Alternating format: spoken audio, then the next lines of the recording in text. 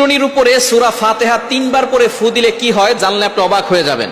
আমরা কিন্তু অনেকেই চিরুনি ব্যবহার করি, বিশেষ করে মা বোনরা যারা আছে তারা আমরা অনেকেই চিরুনি ব্যবহার করি। আবার অনেক মা বোনদের মাথায় অনেক সমস্যা থাকতে পারে, মাথা ব্যথা হয় এবং মাথার চুল উঠে যায়, চুলের গোড়া নরম হয়ে গেছে, চুল বারবার উঠে যায়। তো এই সূরা ফাতিহার ভিতরে আল্লাহ পাক রব্বুল আলামিন শিফা দিয়েছেন কিভাবে আমল করলে এবং চিরুনির সাথে আমল করে রাখলে আল্লাহ পাক রব্বুল আলামিন আপনাকে অসুস্থতা থেকে সুস্থতার নিয়ামত দিবেন এবং আল্লাহ তাআলা বিপদ আপদ থেকে হেফাজত করবেন, আপনি সুস্থ থাকতে পারবেন। এটা কিভাবে করবেন আমি এখনই জানিয়ে দেব। তবে সূরা ফাতিহার ভিতরে যে শিফা আছে এটা আমরা অনেকে জানি না।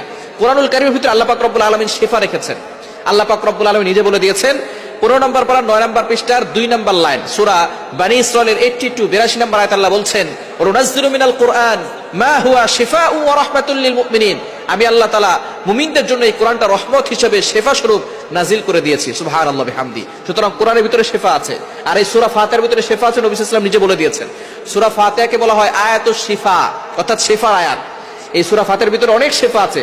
আপনার পেটে ব্যথা, আপনার যে কোনো জায়গায় ব্যথা হচ্ছে, আপনি সূরা ফাতিহা 7 বার করে পানিতে ফু দিয়ে খাবেন, দেখবেন আল্লাহ তাআলা ব্যথা কমিয়ে দিয়েছেন। আপনি অসুস্থ, প্রচন্ড জ্বর, সূরা ফাতিহা 7 বার করে পানিতে ফু দিয়ে খাবেন। অবশ্যই ইয়াকিন থাকতে হবে, বিশ্বাস থাকতে হবে যে আল্লাহ তাআলা আমাকে এই সূরা ফাতিহার মাধ্যমে শিফা দান করবে। আপনি খাবেন, দেখবেন আল্লাহ তাআলা শিফা দিয়ে দিবেন। সুতরাং ইয়াকিনের সাথে বিশ্বাসের সাথে আমল করবেন।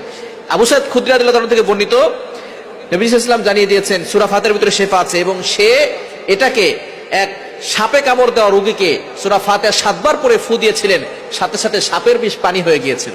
এজন্য সূরা ফাতিহা ইয়াকিনের সাথে আমল করতে হবে।